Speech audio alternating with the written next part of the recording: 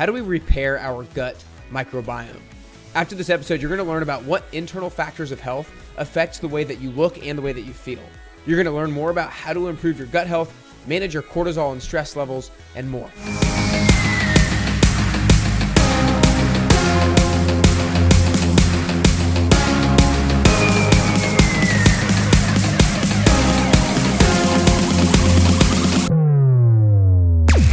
Alan Cress is the co-owner of Metabolic Mentor University, where he provides curriculum to other health professionals so that they can get great results with their clients. He's also an IFBB pro, a professional bodybuilder, and while he's a master in how to change how the body looks on the outside, he also specializes and harps on the importance of changing how your body looks on the inside.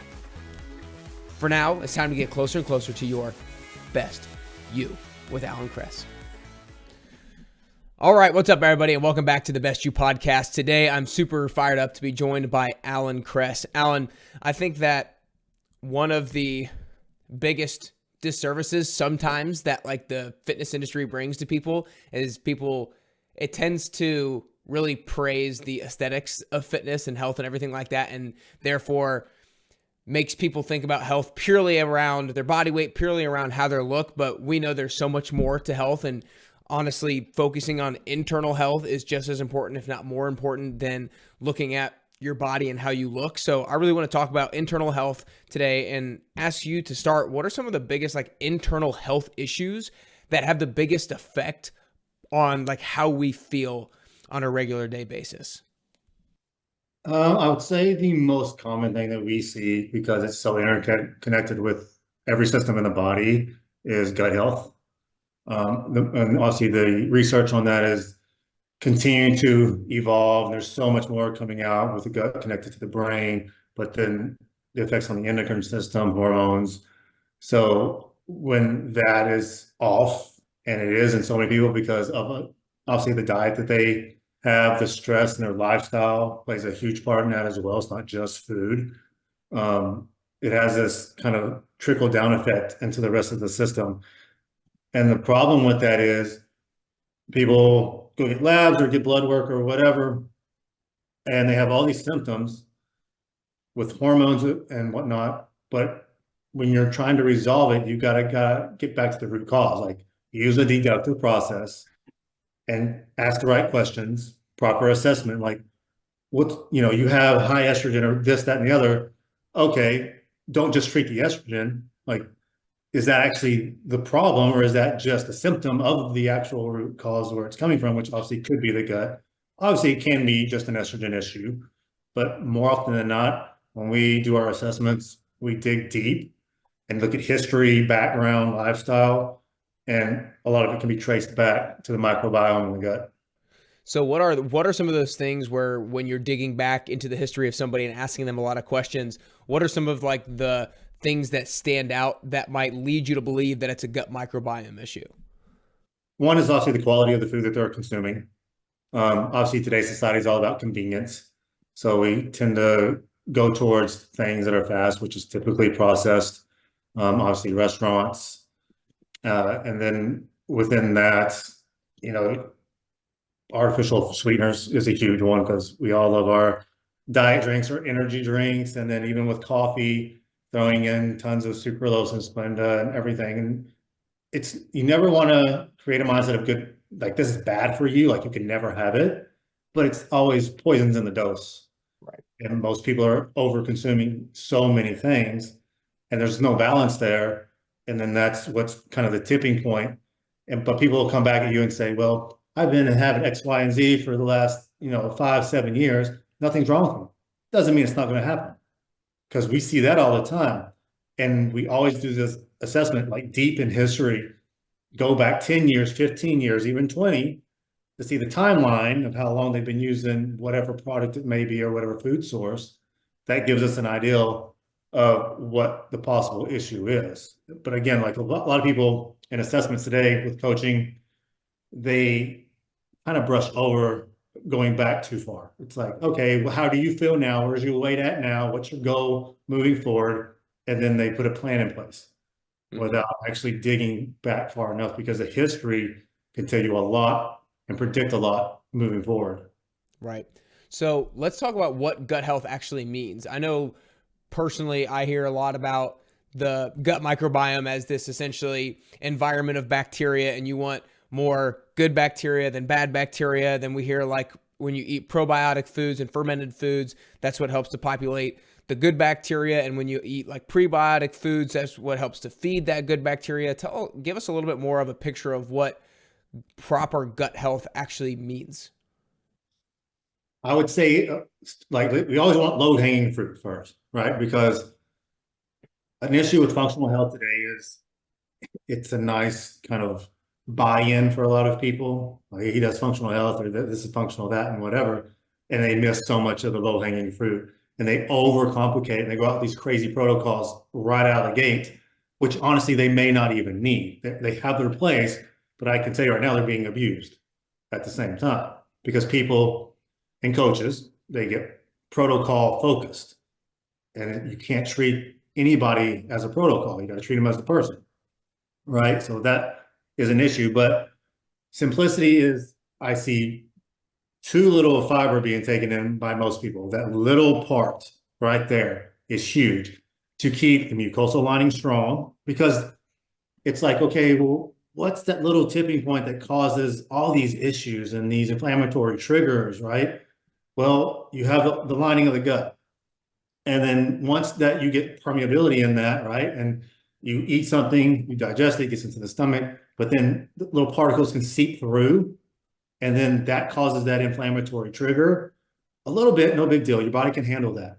Over time, basically the tight junctions get opened up more and more and more and more. Bigger chunks and more is going into the system where it shouldn't be going, getting more triggers, more triggers, more triggers. And then now we have this whole cascade of issues going on. If people just ate enough fruit that are higher in fiber, and veggies and whatever it may be, just had a good fiber intake, that simple little tip could prevent so many issues. Because you look at people's diet, especially in the fitness world, they're all in like a bodybuilder type diet, with the food sources being rice and potatoes, and people think potatoes have all this fiber, and it's like 2 grams of fiber in around 4 ounces. That's not a lot of fiber. I mean, totality wise, you're looking at getting in a minimum of around 35, 40 grams, depending on the person. And what we like to do, everybody has a different threshold, but we want to test that. We literally want to get it up as high as we can to what that person can tolerate. And it takes time. So people listening to this, like, if you're taking in 15 grams of fiber, do not jump to 35 grams in a day.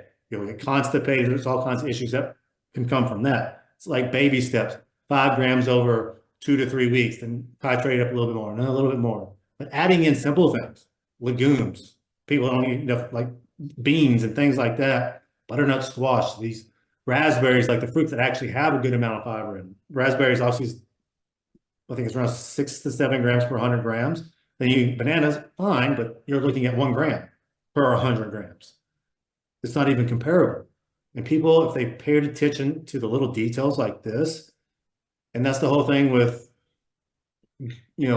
quality foods and good foods. Yes, bananas are healthy. Are you getting fiber from other places? Not, okay, you like fruit, you don't like vegetables. Well, guess what? You probably better be picking the fruit that has the higher fiber content. It's little things like that, and people not paying attention to them. Then they get all these issues, and then they want the protocol thrown at them to fix the issues. But if you don't fix the little low-hanging fruit of increasing your fiber intake, you get off that protocol, you're going to go right back to where you were, and these issues will come right back.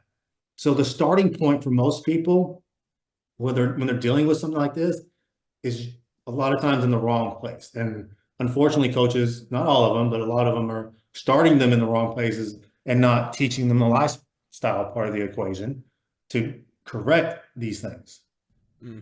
So you think fiber is just like a really great step for everybody to be able to take, looking at increasing more fiber. What are some other, if that's the low hanging fruit, what are some other things that help to optimize gut health even further? Yeah, and then you're looking at obviously having foods that have your prebiotics or probiotics in them naturally, because you always want to opt for the food sources because you're getting tons of nutrients on top of the prebiotics and the probiotics. Then yes, I mean, different lifestyles and different scenarios. If the CEO has a crazy schedule and they just are limited. And yes, that's where supplements can come into the equation. But obviously, I'm all for supplements. I help design supplements, but go nutrition first, then supplements after the fact. So yeah, like obviously sauerkraut, kimchi, pickled veggies, things like that. It's just very simple things. You don't have to have them every single day. Spread them out through the week, 3 to 4 times throughout the week. It's just little things like that that keep us in a good place. And then people going on diets, when they go into a caloric deficit, that makes it worse because not only are you stressing the body out with the caloric deficit, then your fiber intake truly drops. A lot of people get constipated during the dieting phase as well. And the reason why is because they're lowering their fiber content. And it's just your food sources that you're choosing is going to help with that and mitigate those issues. How much, I don't know if there's how much research there is around this, or how much anybody would ever really be able to tell the severity of the impact when it comes to stress on something like gut health. I know that I've heard that a lot, right? If you are really stressed out, that's going to affect your gut health. But is there like a certain amount that people have been able to tell, like if you eat really good, but you're really stressed out, then your gut health's not going to be good? Like talk to us about the relationship or the severity that high stress can have on our gut health. Yeah, that's like the iceberg, the tipping point for everybody is stress, right? Because when we have that general term of stress, that's an umbrella of things. It's not like, yes, stress, but what do you mean by stress? Because there's physical, there's emotional, there's environmental, there's metabolic, there's physical, right? There's tons of stress that we can have on our systems. And from a physiological standpoint, regardless of whatever stress, the cause of the stress is, if it's environmental, chemical, or physical, physiologically, it has the same response.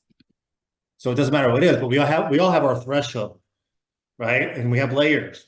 So keeping them all semi-balanced is good because you keep them in your threshold. If you spill over the threshold here and there, like you have 2 or 3 weeks of high stress, no big deal. Your body can handle those things.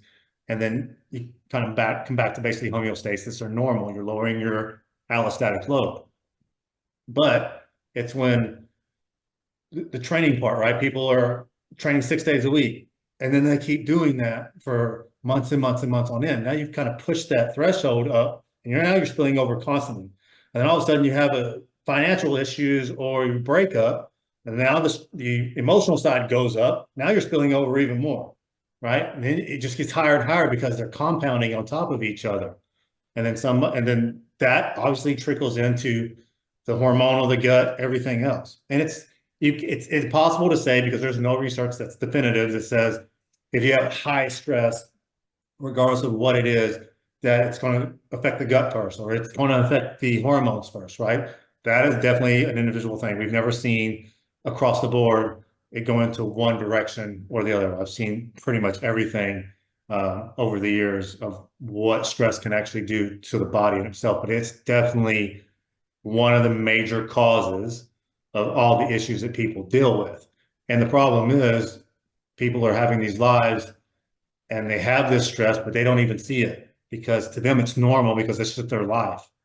So you have to have somebody come in, do a good assessment and be unbiased, do some testing if needed, and you can visually show them, you may not feel like you're stressed out, but here's your cortisol levels and your rhythm is completely out of whack. And if they see something, sometimes it can click that light bulb in their head, like, oh, wow, okay.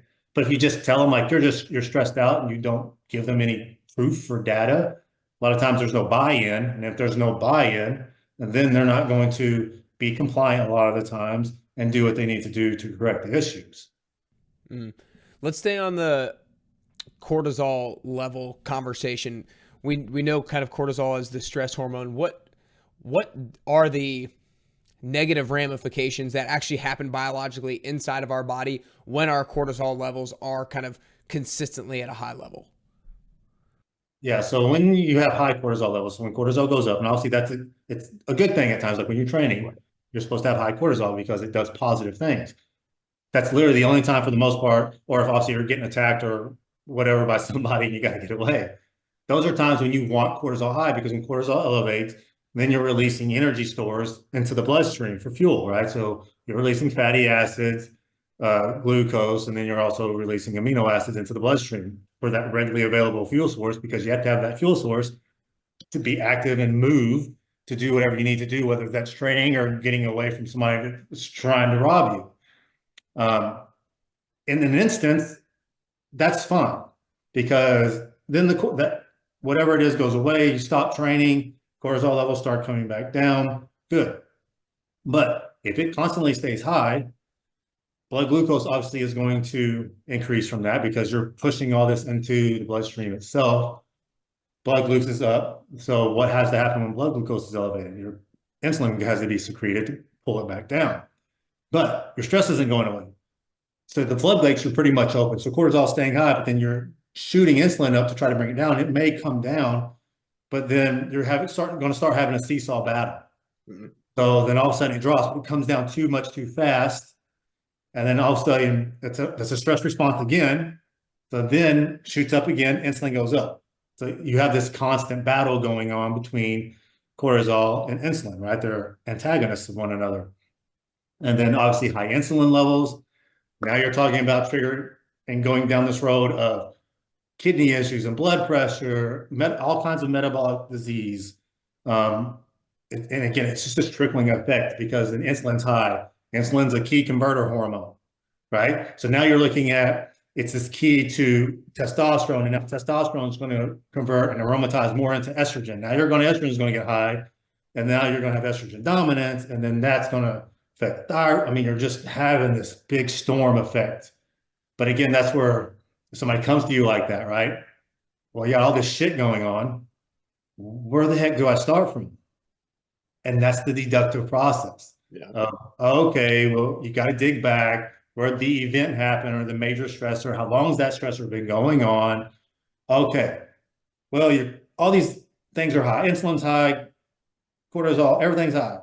Hormones.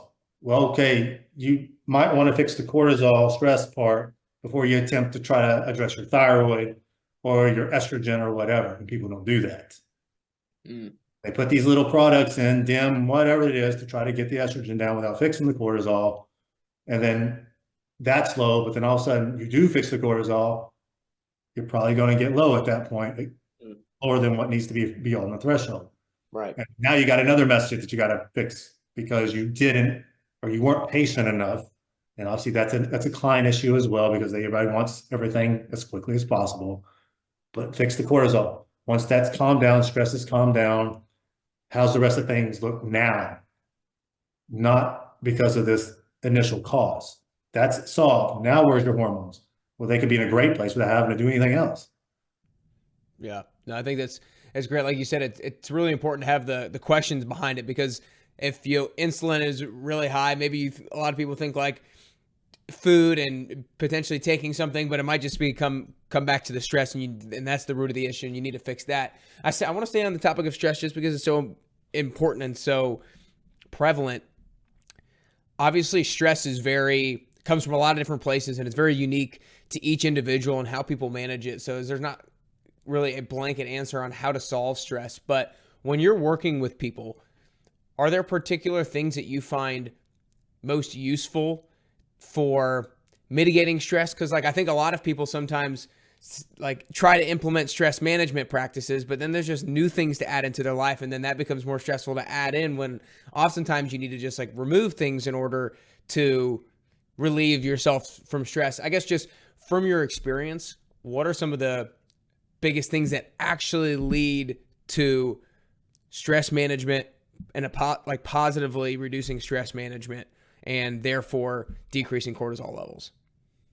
That is definitely works in an individual, because it definitely depends on their personality type. Is huge, type A, whatever it may be, because that can lead you to believe, like you said, if you give them more tasks to do or whatever, that'll honestly just add more stress, and it's not going to resolve anything. But some people you can give those to, if it's the right person, does wonders for them. So what you have to learn is how to assess the person properly to know what to give them.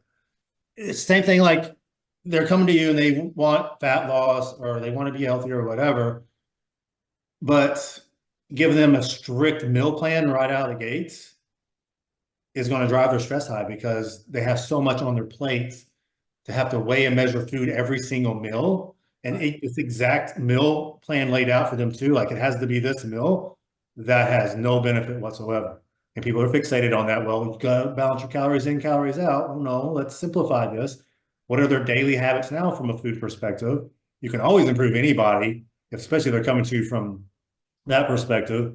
Give them guidelines instead of an actual meal plan. So that is going to take, pressure off them on especially adherence. And you can do that. And then you always look at whatever one of the main stressors are. The first question you ask is, can I actually completely remove one of those? Yeah. Because rarely is somebody just have one. It's always multiple stressors going on, causes of it. But it's like, what can I do right now? What can I remove right now? And it doesn't mean you have to 100% keep it out all, whatever it is. Like if it's training, right? But you have all this emotional stress the mental stress from work and your relationship. But you're training 6 days a week because in people's head, that's my stress reliever. Right. Right. I go there to disconnect and I understand that. But unless you can do something immediately with your job or your relationship, then guess what? 6 days of training needs to go down to like 2 to help pull that stress down. And then during that time, okay, well, let's look at what we can do to manage the financial part of it and the relationship part of it. What tools can we give you to help with those? So it's like, what can we remove immediately? And most of the time, it's the training part that we can take away just like that and modify. Again, it's not to keep them, it's not like they're going to not be active, Right. but they can be training 6 days a week and they're not going to be doing HIIT training and things like that. It's just activity is what we look to do with those people.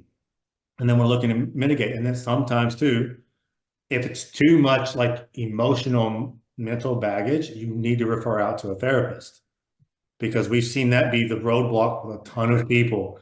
We do all the things that we can do, but they're just not getting over that plateau, like wall with the mental, emotional. And coaches need to be confident and secure enough to refer out because you're not, unless you actually are obviously a psychologist yourself and a coach, you can't do that and you shouldn't do that. That's just not your role. You're there to support, obviously, and guide the client, but you're not a therapist. Refer out, which we've done with a lot of clients, and we'll work simultaneously, obviously, with the therapist, and then we see wonders happening. It's insane the amount of progress we see with people that have therapists, because that is one thing that is so hard for people to manage and control, and they need that unbiased professional eye coming in to give them the strategies and things to implement to help push them in the right direction. And then from a physical standpoint and physiologically, they change. It's so fast too. And it's impressive, which is why we refer out and we actually have people that we have that specifically we can refer them to. And that's the thing with us is you want an ecosystem that has everything. Yeah. We have the medical covered, we have the psychological covered, we have obviously the training, supplement, blah, blah, all that. Like there's not one part of the health industry that we don't have at this point in time, which is obviously a blessing. Yeah. That's awesome. That's awesome. Well, I think we've done a really good job of identifying how, we started off with what is one of the internal issues that really impacts how we feel. And we talked about gut health. We talked about kind of how to improve gut health. We talked about how much stress has a role on gut health and just health overall, and how important it is to manage our cortisol levels. What are some other internal issues that you look at, like when you're surveying somebody, whether it's looking at numbers, looking at past history, or what are some more internal health issues that really cause people to not feel their best, not feel like themselves and stuff like that? I would say from a female perspective, because, unfortunately, they definitely have more issues going on and have more complex physiology going on than a male coming into the equation. Males are 80% of the time easier to fix. The physiology part it's just easier. It's more resilient than a female. So from a female perspective, the issue, and again, from a internal, like the health issue itself, it's hormonal imbalance a lot of the times. Also, we see amenorrhea a lot, secondary amenorrhea. And it can be things that's obviously like birth control can induce a lot of the issues. Like, and again, it's not to say birth control is bad, but a lot of times there's multiple types of birth control with different levels of progestins and estrogen, obviously the makeup of it. And the doctor isn't taking time to, number one, educate the client, the patient on what the possible side effects of said birth control, and they're all different, can do to this person. So number one, they're just, oh, you have acne, take birth control.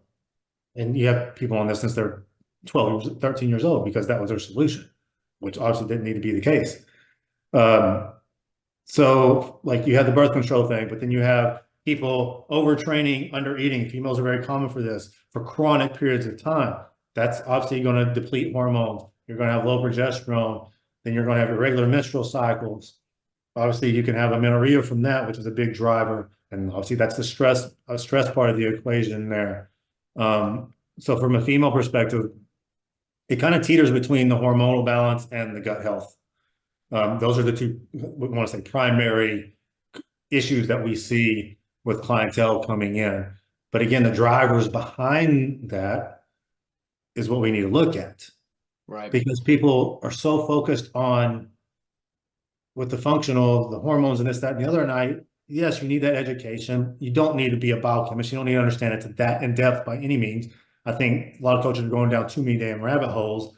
You're not a doctor. You don't need to be knowing these things. You need to know what they do physiologically, but you need to deal with what caused all this stuff.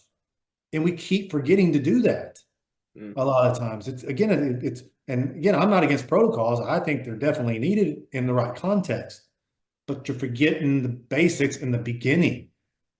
If this person is not willing to manage their stress, get out of this, abusive psychological relationship or whatever it may be, you can't help them that much. It's just, we've seen it. There's people we've had to let go at times because they just would not do certain things because they were just, well, give me a protocol, give me this, this, and this. It's not going to resolve the issue because that's not the root cause of it. Yeah. You may get better from a symptom perspective at times, but it typically comes back at some point in time because if you don't address the root cause, that's like a Band-Aid when you give them a supplement protocol. It goes away, but then it comes back. And that's not what we're trying to accomplish, right? So I think within the coaching, I think they just need to keep their order of operation in check. Yeah.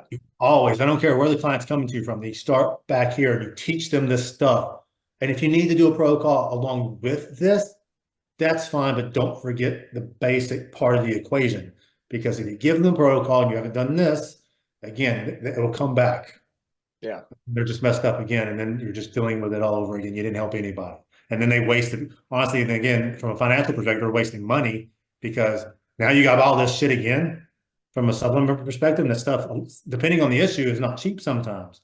And then if you have to go from a hormone replacement therapy route like that, obviously, I mean, it depends on obviously perimenopause and things like that. But that's sometimes, I mean, if it's HRT, it's typically a permanent thing, but that should be down the road for people. It's not when they're 25 years old.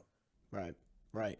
I kind of want to finish off the last topic of the day to try to align how best to manage both the internal health and how you look. Because there's going to be a lot of people listening who are at the point where they value their internal health to a high degree and they want to make sure they're managing that, but they also want to lose 5, 10, maybe 15 pounds of body fat. So they're thinking, okay, I need to make sure I'm exercising, but I need to make sure I'm also kind of like regulating my caloric intake and making sure I'm doing that correctly.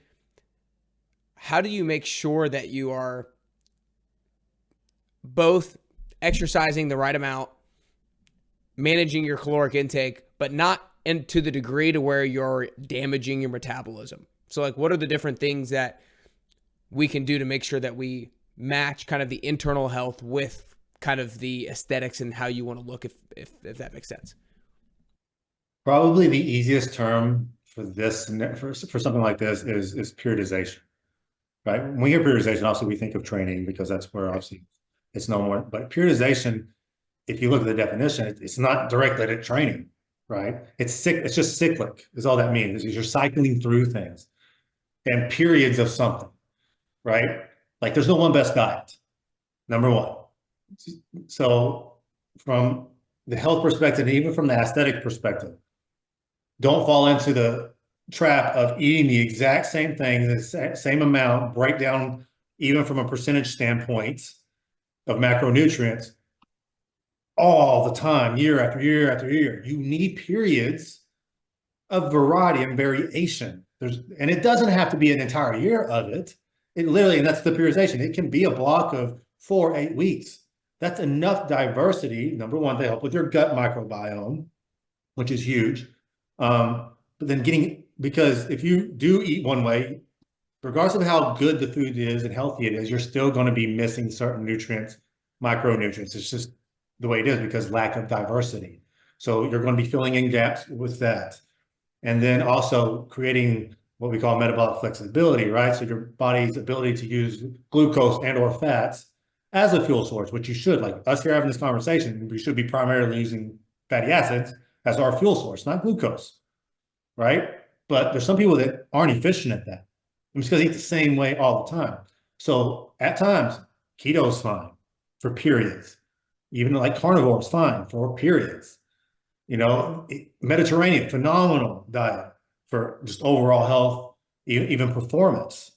But then the high protein has it. And now when I say high, I'm not saying insane levels of 2 grams per pound like some people are pushing. That's just out of this world. It has zero benefit. That's the ton of gut stress that you're displacing on the body. Because at some point, from a protein perspective, I know everybody in the fitness world loves their protein, but guess what happens when it's in excess? It's converted into glucose to be utilized. Just have glucose. Quit having all this excess protein because that's stress on the liver. I'd have to convert that stuff. But at times, higher protein intakes are great. Like there's nothing wrong with those. We just get into this trap of eating the same way all the time. Yes, even at times, a 250-pound bodybuilder should drop their protein to about 150 to 200 grams for a short period of time. And then focus on creating more metabolic flexibility and letting your body, because if you pull protein back, you have 2 sources of left, your carbs and your fats. So now, because if you eat high protein for a long period of time, your body can preference to use that as a fuel source, especially when you go obviously low carb, low fat, because that's our primary macronutrient. But you still need fuel, so it's going to convert some of that. And obviously, but at that point, low fat, low carb, you're typically going to get a lot more muscle protein breakdown. Right? We don't want to break down muscle tissue.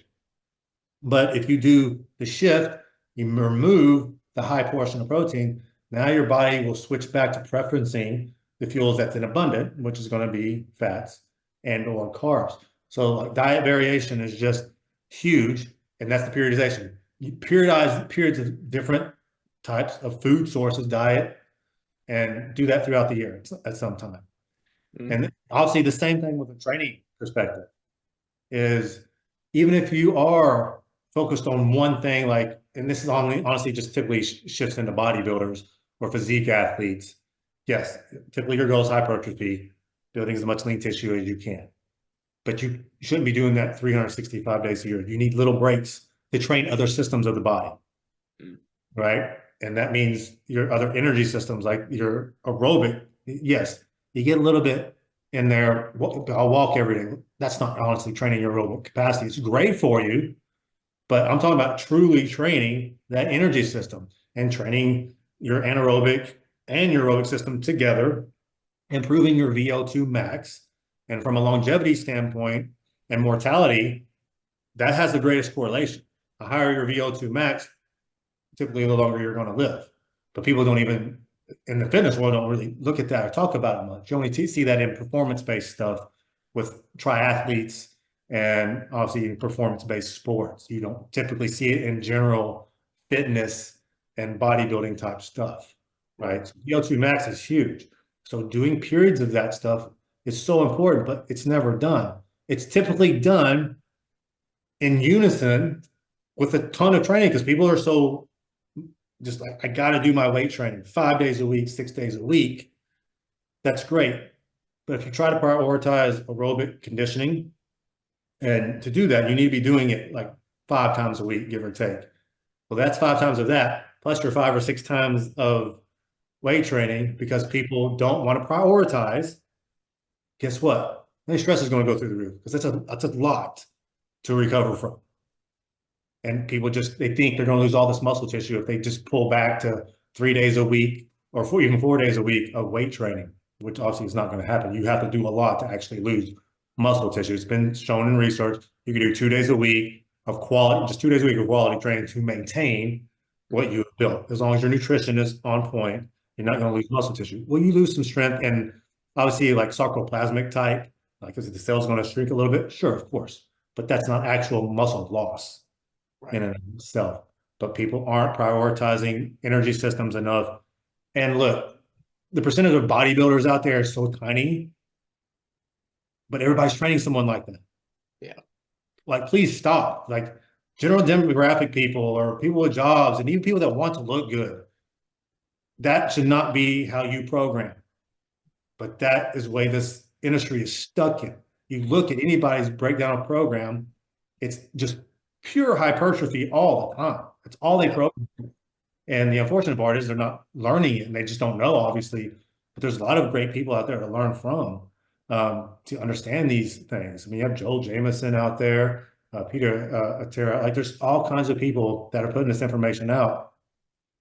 Take the information from them, apply it your own way, but just learn it and then apply it to your clients. Be open-minded with this industry, because people aren't. They're like stuck in these boxes all over whatever it is. It could be CrossFit or Orange Theory. Everybody's stuck in their little box, and all that stuff. I'm not against CrossFit. I'm not against Orange Theory. I'm not against any modality of training. It's just context of how long you do it and what's your overall goal. For sure. For sure. I love it. I think periodization is so key in fitness and nutrition, obviously, for so many different reasons. So I love the breakdown of all of that. Well, before I ask the last question real quick, I just want to acknowledge you for the way that you go about the work that you do, with the way that you coach clients, the way that you coach coaches to coach clients and teach people to coach clients, with like them as a person, not as just like this number where you have to actually like go back and learn from them what their past history is and ask them really a lot of questions so that you can actually get back to the root of the issue, so that you can actually treat the root of the issue and provide them with the ability to make lasting change rather than just short-term change, and then they fall right back to where they are. So I really appreciate the way that you go about working with clients and teaching people to work with clients the right way. I think it's awesome. But the last question here, Alan, it's a hypothetical question, but if you could only do 3 healthy habits for the rest of your life, for whatever reason, you are only able to choose 3 healthy habits that you're like, these are the things that I want to do and feel like are going to benefit me the most for the rest of my life, what are those 3 healthy habits that you would do? That's a good question. For the rest of my life. So when I hear that, it's like, okay, well, I need something that's going to make me live as long as possible. But it's going to benefit me in that way, right? Number 1 would be sleep. Is sleeping no less than 7 hours, anywhere from 7 to 9, but 7's kind of, personally for me, is my little threshold from a recovery standpoint, and to feel really good for the next day. So sleep is number 1. Balanced nutrition daily. And this is not counting macros or anything like that. It literally is just like eat a good quality source of protein, carbs, and fats, all within the same meal. For me, typically that's 4 meals a day at this point in my life, and just literally keep it balanced, that I have everything that I need from a recovery standpoint to keep my hormones in check. Obviously, from a gut health perspective, keeping that balanced in there. And then last thing,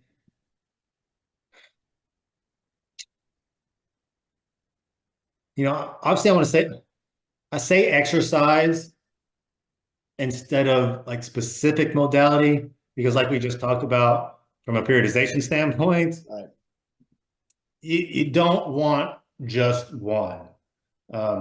So I would just say, just continue to exercise no less than 3 times per week. typically for me, it's always going to be 4. That's just what I enjoy. And look, I've done with all these things, it's the extremes, as extreme as they can get with everything. So like a lot of my knowledge is experience, not just the knowledge and also the research and things like that. So I've been doing this since I was 17 and I'm 47, you turn 48. So I've been doing this for decades and decades, and I've made so many mistakes, learned from those mistakes, and I pushed my body to places I shouldn't have pushed it, to points. But again, that's a learning experience and things I need to pass on to other people. So I don't think there's anything that I haven't done to myself to be able to educate and just get back to, obviously, the coaching community if they'll listen, so they don't make the mistakes. That's the whole point of having mentors and education, is so you don't make the past mistakes. So it does fast forward you a lot more than when I was coming up. Obviously, there was no social media, honestly, the internet was just getting started at that point in time when I already been in the industry for 10 years. So I think people, the thing with today's society is the younger generations, sometimes they take things for granted for what the, accessibility that they have now, and they like to be fast tracked. And you can be fast tracked a hell of a lot more than I can, or was coming up in the industry for sure. But do it in the right order, do it the right way, get experience, do the in the trenches stuff. Going and buying this business manager or whatever it is to get all this business, great, you can get all these clients. If you can't get results with your clients and actually be a good coach, then that means nothing. You're going to have such a high rate of turnover, you're not doing anything, and you'll burn out and you'll leave the industry in 2 to 3 years. A lot of people don't stick around in this industry for long periods of time because they don't do things in the right order. And they honestly don't want to put the time in to learn what they need to learn in the right order. It's like, guys, take your time. Yes, you have all this information. Doesn't mean you need to learn it all at one time. Learn it in the right order, apply it, get in the trenches with things. And yes, 100% you need to learn business. Definitely. If you want to grow, yes, you need the business aspect, because obviously I think financial literacy is a missing component with a lot of this stuff too. All the masterminds and all this stuff is out there. That kind of stuff it's for like the people that are already really high up from an entrepreneurial standpoint. Yes, that may have benefit, but for somebody just starting out, you ain't been coaching for 5 years, that's a complete waste of money. Your reputation is what's going to push you further and further. People ask me all the time how I get higher profile clients, this and that. It's all been referrals. It's not a marketing thing. I've never once, they don't look at, those type of people don't look at marketing. They ask people. Right. People are like, well, if you do a good job with them, and you never know who you're going to have as a client and what their relationship is to somebody else. So every single client that you get, you treat them the same. You do to the best of your ability as a coach, because you don't know where that's going to lead. Right. We have tons of we have our health summit coming up in a couple of weeks, and my trainer panel that I'm having, we all have these stories, because we get that question a lot. How'd you get this big name person? Like, what was the secret or this, that? We all spent 20 years doing this. And at some point, we trained the right person. We did a phenomenal job, and they referred us to this said person. And then it just starts after that. It's a word of mouth from everybody. Yeah, I love it. Well, awesome stuff today here, Alan. I really appreciate it. I know everybody learned a lot from a gut health perspective, how to manage stress and cortisol levels, the importance of diversity when it comes to both fitness and nutrition. Just a lot of great stuff, a lot of actionable takeaways. You guys make sure you go follow Alan on Instagram at AlanCress_IFBB Pro. I'll have all that stuff linked up in the show notes. But that's all we got today, Alan. I really appreciate your time, man. I know everybody learned a lot. I appreciate you having me. There were some amazing things in that episode with Alan. I hope you wrote some of them down so that you can really help maximize your gut health. If you're looking for an at-home workout program that provides you with nutrition guidance, dumbbell workouts that you can do anywhere, and a high level of accountability, then try out the 1-week free trial of the virtual 10-week transformation by going to nickcarrier.com/free trial to sign up today. Again, nickcarrier.com/free trial. Today, some of my biggest takeaways from Alan were the following. Gut health is huge. Like, a damaged gut microbiome can cause all sorts of different problems inside of our body, and getting back to the root of the issue and repairing our gut lining can help to solve a lot of those issues. Start with the lowest hanging fruit, which is fiber. Begin to increase your fiber intake by about 5 to 10 grams. If you're not getting enough right now, increase it by 5 to 10 grams over what you're currently consuming by eating fruits that are higher in fiber, like raspberries and blackberries, eating more veggies high in fiber, and grains and legumes if they sit well with your stomach. Managing your cortisol levels by managing stress is key to our internal health. Start by asking yourself, is there something that you can remove or eliminate in your life that causes you a lot of stress? And periodization with food and fitness is important for a lot of reasons. To make sure we're fit in a lot of different ways and to ensure optimal gut health. If you can do these things, it will help you get closer to the healthiest version of yourself and ultimately closer and closer to your best you.